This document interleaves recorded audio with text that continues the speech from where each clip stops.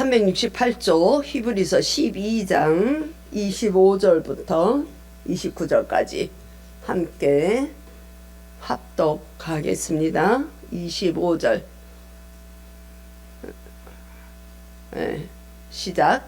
너희는 삼가 말씀하신 이를 거역하지 말라. 땅에서 경고하신 이를 거역한 그들이 피하지 못하였거든 하물며 하늘로부터 경고하신 이를 배반하는 우리일까 보냐.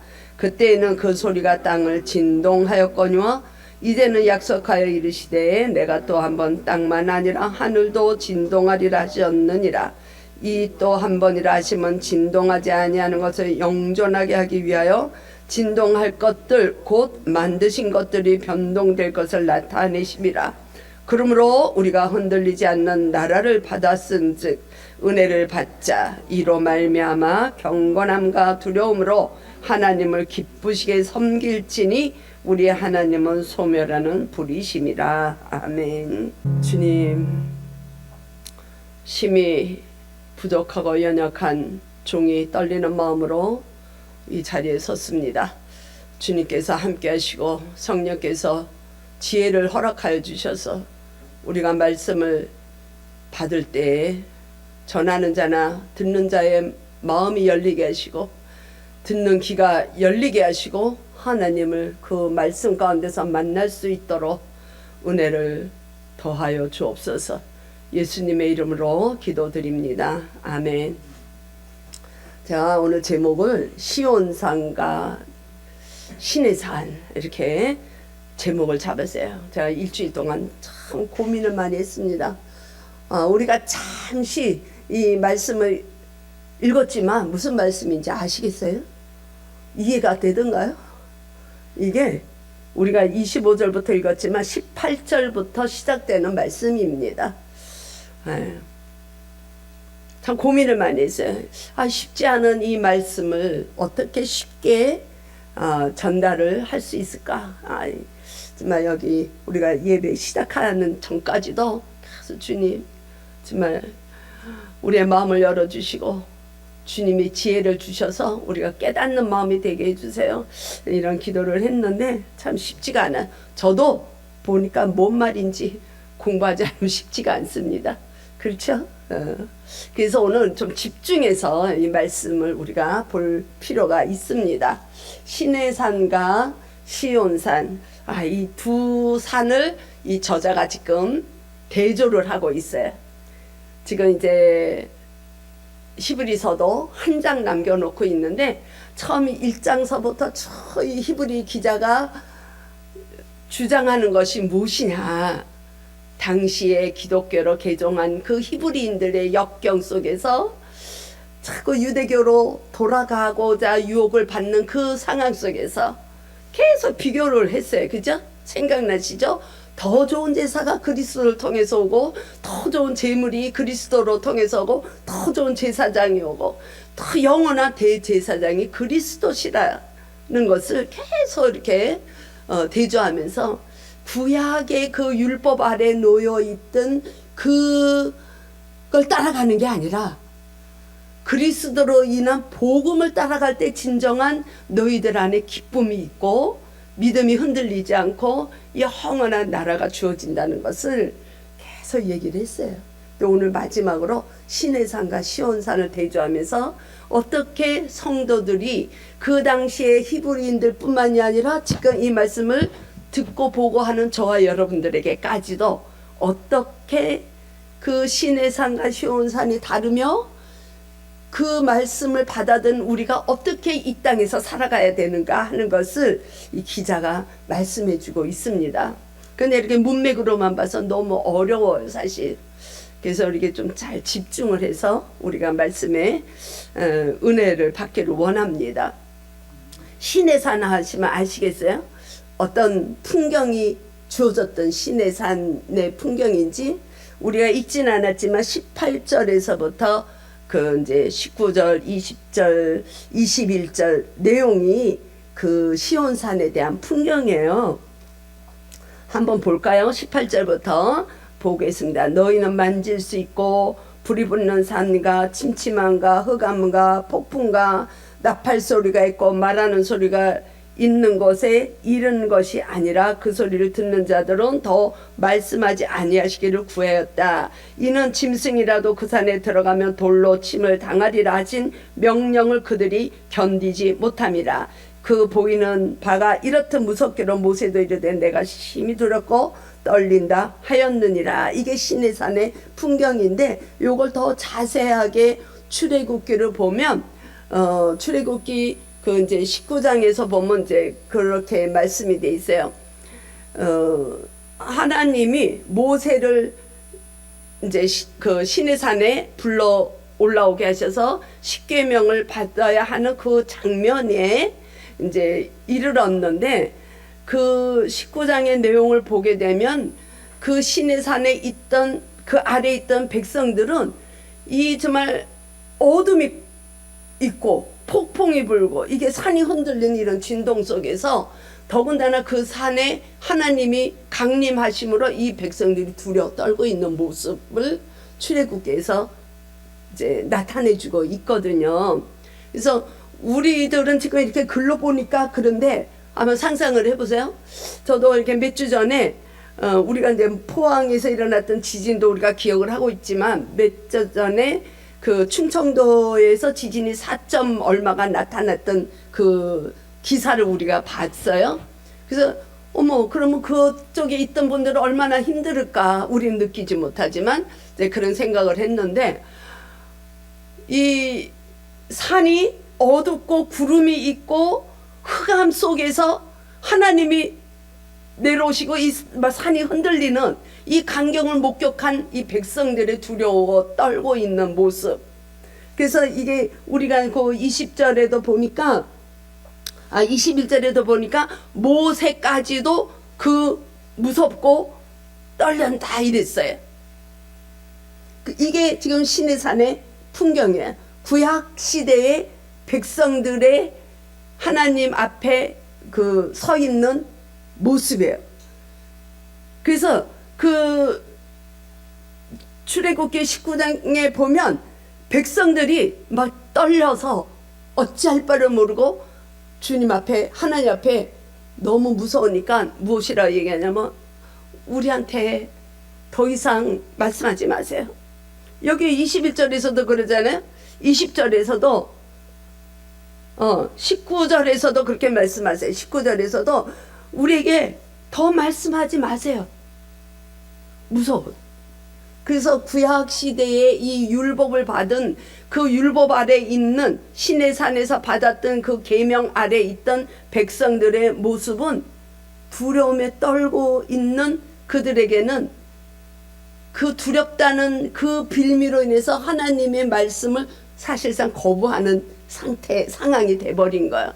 그래서 이 율법 아래에서는 누구도 거기서 살아남을 자가 없다는 것을 말씀해주고 있습니다. 하나님의 말씀을 거부했고 또 그 하나님이 주신 그 계명을 지킬 수 있는 인간이 없다는 것을 우리는 로마서를 통해서도 배웠잖아요. 그죠?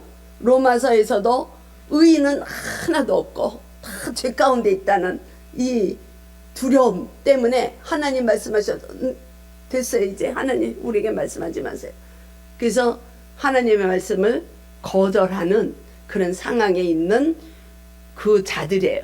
그런데 여기 보니까 히브리 기자가 지금 듣고 있는 히브리 그 청자들이나 우리들에게 말씀해 주는 것이 19절에 그런 모습의 시내산에 너희들이 지금 이른 것이 아니다 이렇게 얘기를 해주고 있어요. 보세요. 19절 다시 한번 보게 되면 나팔 소리와 말하는 소리가 있는 곳에 이른 것이 아니다 그랬어요. 그래서 지금 이 말씀을 듣고 있는 자들, 저와 여러분들을 포함해서 당시에 혼란에 겪고 역경에 있던 그 개종한 히브리인들에게도 너희들은 그 두려운 산에 있는 것이 아니다 이렇게 얘기를 해주고 있어요. 우리는 이미 율법 아래에 있는 자들이 아니라는 것입니다. 이해가 되시죠? 네, 우리는 그 율법으로서 우리가 구원을 이뤄갈 수 있는 인간이 없다는 거예요. 하나님이 말씀하신 그 명에, 우리가 계명에 행할 수 있는 자가 없다는 거예요. 한 명도. 그렇기 때문에 그 아래에 있는 자들은 다 죽을 수밖에 없는데, 우리는 지금 이 말씀을 듣는 모든 자들, 그리스도인들은 그 율법 아래에 놓여 있지 않다 하는 것을, 이런 것이 아니다, 이렇게 표현을 해준 겁니다. 이해가 되셨죠? 그러면 우리는 어디에 있느냐 이 말이에요. 그럼 우리는 신의 산 아래에 있는 자가 아니에요. 율법 아래에 있는 자가 아니에요. 율법 안에 저주받는 자리에 있는 자가 아니에요. 우리는. 그럼 우리는 어디에 있는가? 그게 22절에서 말씀해 주는 것입니다. 22절 우리 함께 보죠. 그러나 너희가 이룬 곳은 시온산이라 그랬어요. 시온산. 그리고 그 시온산은 살아계신 하나님의 도성인 하나님의 예루살렘이에요. 거룩한 성, 새 예루살렘. 우리가 나중에 궁극적으로 마지막에 가는 그 나라, 하늘에 있는 처소를 시온산이라고 상징을 하고 있습니다. 그래서 23절에서도 보면 하늘에 기록된 장자들의 모임, 교회, 만민의 심판자이신 하나님, 또 온전하게 되신 의인의 영들. 여기서 의인의 영들은 믿는 자들을 얘기하는 거예요. 믿는 자들. 그리고 새 언약의 중보자이신 예수. 그리고 아벨의 피보다 더 나은 피를 뿌린 그런 상황이 있는, 그런 약속이 있는 곳이 시온산이에요. 그래서 너희들은 신의 산의 율법의 아래에 있는 것이 아니라 그 은혜의 장소에 있다는 거예요. 그래서 이 계시록을 보게 되면 시온산은 예수님 자신을 말씀하는 거거든요. 예수님을 상징하고 예수님 자신을, 그 시온산의 실체는 예수 그리스도인 것을 우리가 알 수가 있는데, 요한복음 21장에 보면 그런 말씀이 나옵니다. 요한계시록은 바로 뒤에 있으니까 우리 한번 찾아볼까요? 요한계시록 21장, 성경 제일 마지막 쪽에 있죠.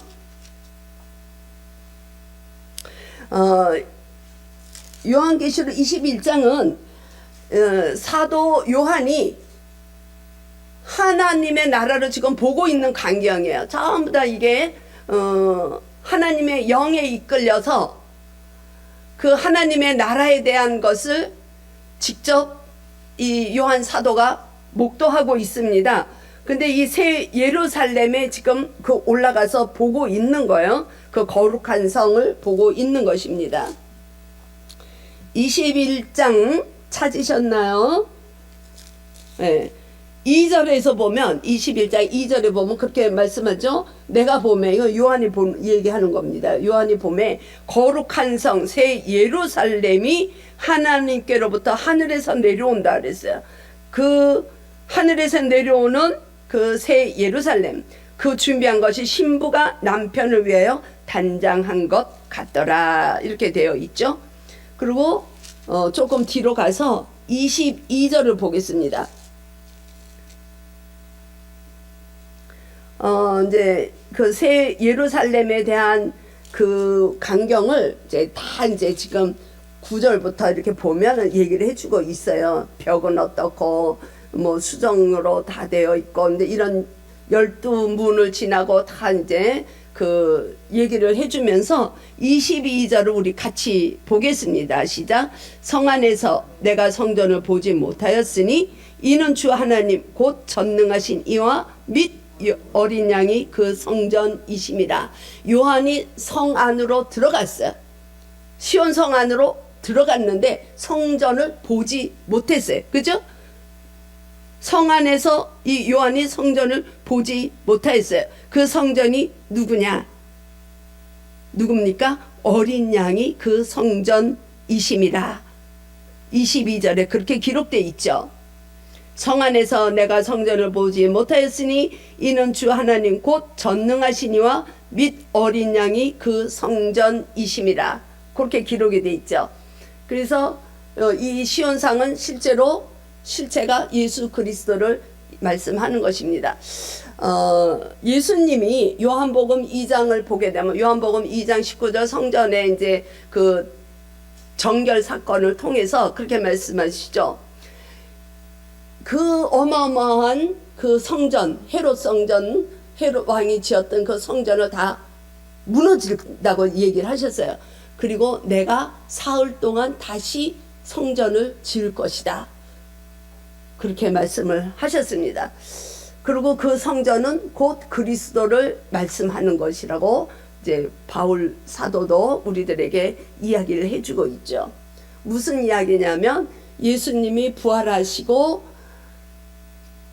친히 새 예루살렘으로 하늘 보좌로 올라가시면서 하나님의 속한 자녀들과 연합됨으로 우리는 그리스도 안에 있는 백성이 되는 거예요. 그죠? 이미 우리는 연합이 됐잖아. 그리스도 안에서. 예수 그리스도의 보혈로 인해서. 그죠? 그래서 우리가 예수님 안에 거한 백성들은 이미 시온성에 이르렀다 이렇게 이야기를 해주고 있는 거예요. 히브리 기자가. 본문에 다시 오게 되면 12장 히브리서 12장 22절에서 보면 그렇게 말씀을 하죠. 히브리 기자가 너희가 이룬 곳은 시온산이라 그랬어요. 신의 산에 머무르는 것이 아니라 이미 너희들은 시온산에 이르렀어요. 저와 여러분들은 이미 그리스도를 고백함으로 시온성에 이르렀어요. 이를 것이다가 아니야. 이미 이뤘어요. 우리는 이미 구원을 받은 백성들이에요. 어린 양의 보혈 때문에. 히브리서입니다. 지금 조금 어렵죠? 말씀이 좀 어렵습니다. 네. 우리가 신의 산 아래에 율법 아래에서 떠나서 우리는 그리스도 안으로 들어와서 그리스도와 연합된 백성으로 우리는 이미 시온성에 이른 자들이라고 히브리서에서 22절에서 말씀해주고 있는 것을 우리는 볼 수 있어요. 그죠? 예. 그래서 우리가 그리스도를 영접함으로 우리는 구원이 이미 임했죠. 예. 우리는 이미 구원을 받은 백성들이에요. 그런데 그 구원이 완성되지 않았어요. 아직. 그래서 우리는 이 순례의 길 동안에 구원을 점점 이루어 가고 있는 기간을 우리는 지내고 있어요. 지금. 그렇죠? 그래서 언젠가는 그 새 예루살렘 거룩한 성에 우리는 들어가서 그리스도의 신부로 단장된 모습으로 우리는 들어갈 것입니다. 그걸 여기서 얘기해 주는 거예요. 우리가 그냥 읽었을 때 뭔 말인지 모르겠고 뭐 땅이 진동되고 뭐 이렇게 얘기했는데 다 빼고 우리는 율법 아래에 있는 자들이 아니라 우리는 이제 복음 아래 하나님의 은혜 아래에 있는 자들이다 이 말씀입니다. 이해가 되셨죠? 네. 그래서 우리 본문에 이 보면은 그 구약 시대에 땅이 흔들리고 전부 다 이랬던 거는 거기에서 이제 땅에 있는 것은 언젠가는 다 없어질 것을 의미하는 거예요. 다 의미하고 여기 이제 본문에 보면 26절을 한번 볼까요? 26절을 보게 되면 그렇게 말씀합니다. 같이 볼까요? 시작. 그때에는 그 소리가 땅을 진동하였거니와 이거는 신의 산에 있었을 때 첫 번째 이야기예요. 이제 그리스도가 오시고 우리가 그리스도 안에 있는 자들로 우리가 시온 성에 들어가 있는 자들에게 이야기해 주는 거예요. 이제는 약속하여 이르시되 내가 또 한 번 땅만 아니라 하늘도 진동하리라 하셨느니라.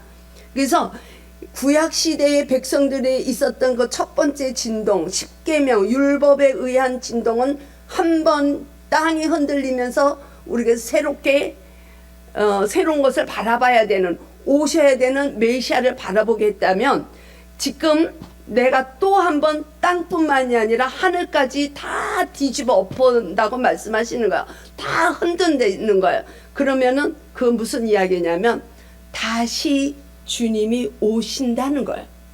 그래서 저와 여러분들은 지금 다시 오실 주님, 재림하실 주님을 기다리면서 사는 삶을 살고 있는 것이에요. 그죠?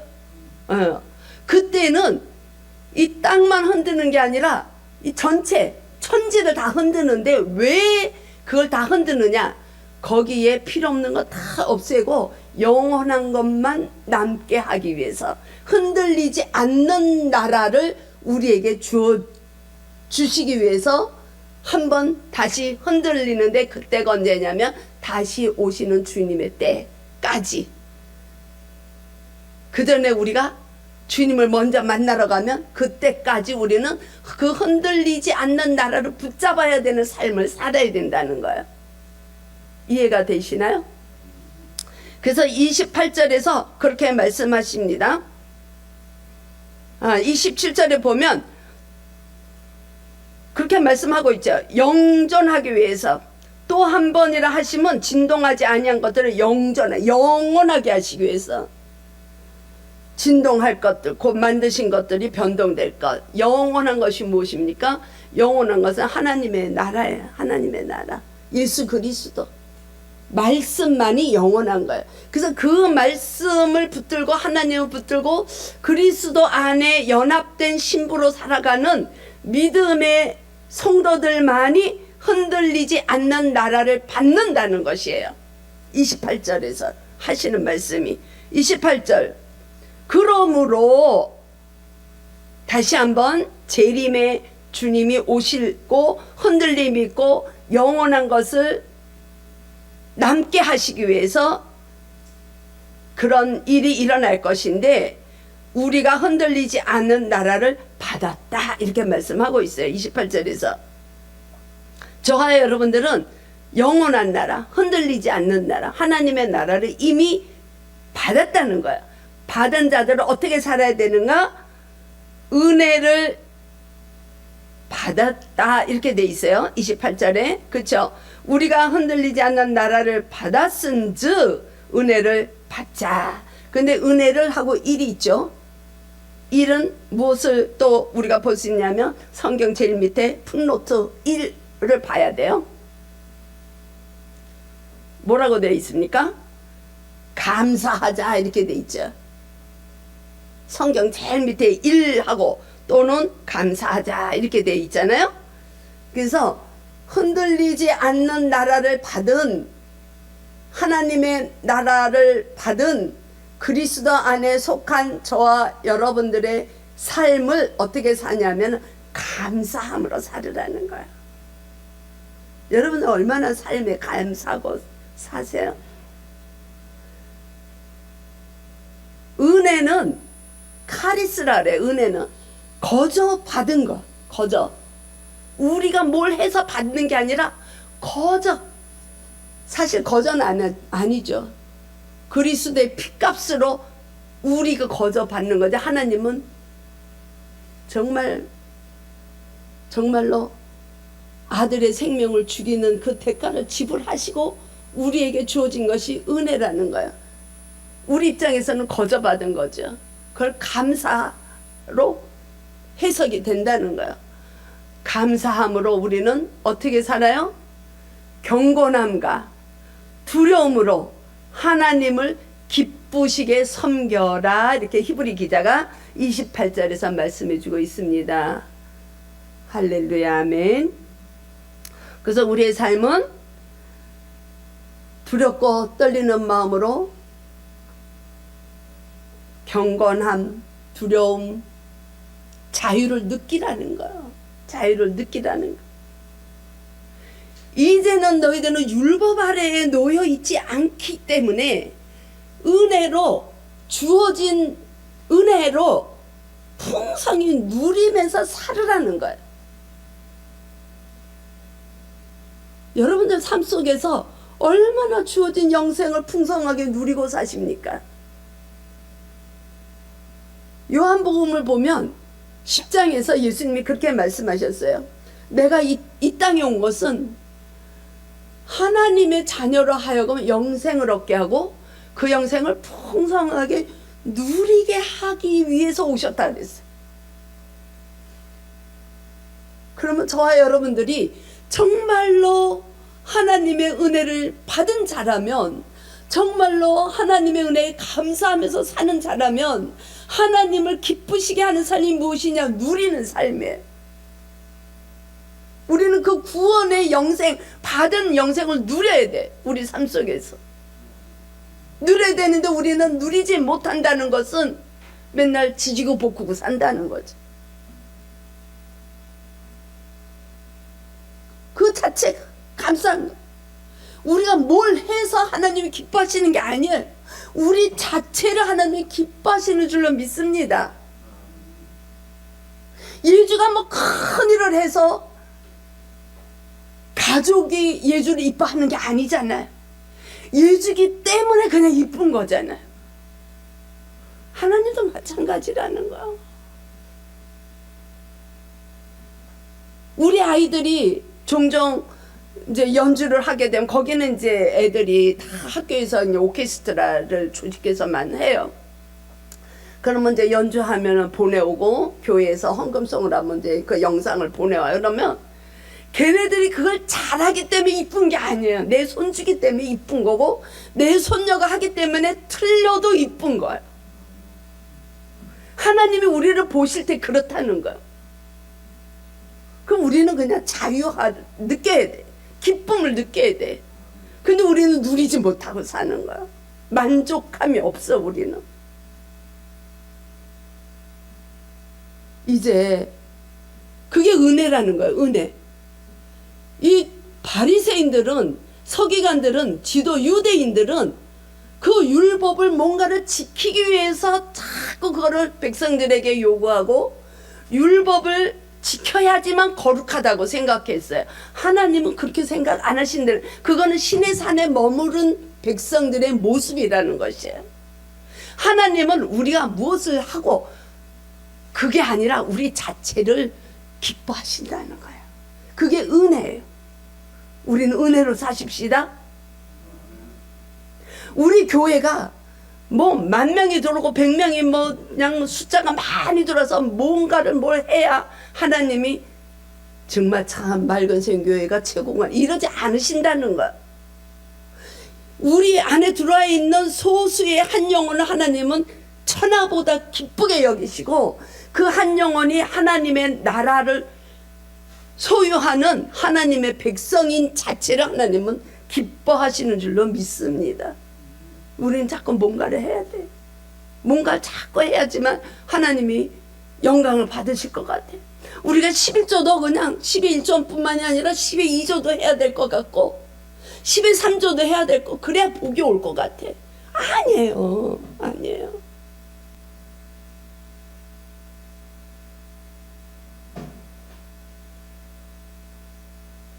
누가복음에 보면 가부에 두렵던 사건이 나와요.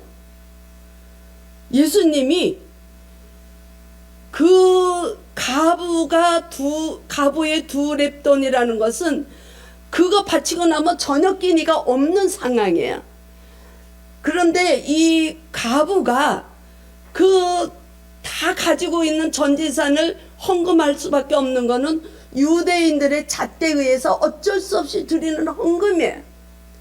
예수님은 그 모습을 보고 그 가부의 헌금 넣는 거를 잘했다고 말씀하지 않아요. 우리는 그렇게 배웠죠. 거봐, 가부가 전 재산을 드림으로 복을 받았다고 우리는 설교를 들었어요. 예전에는 부흥회하고 이러면은 그 말을 그렇게 해석하고 성도들의 마음을 옥죄이는 설교를 했단 말이에요.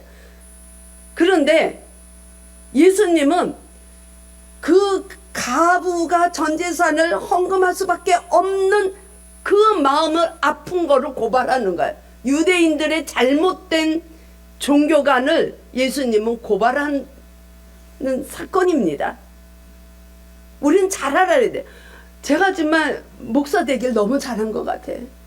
목사 되면서 목회하면서 여러분들을 같이 말씀을 나누기 위해서 공부를 하다 보니까 우리가 잘못 배운 게 너무 많고 오류가 너무 많았어요. 그래서 그게 우리한테 이게 새겨져 가지고 우린 자꾸 뭔가를 해야 돼. 헌금도 그냥 90만 원 하면 조금 덜, 90만 원 하는 것보다 100만 원 하면 더 복을 받는 것 같아.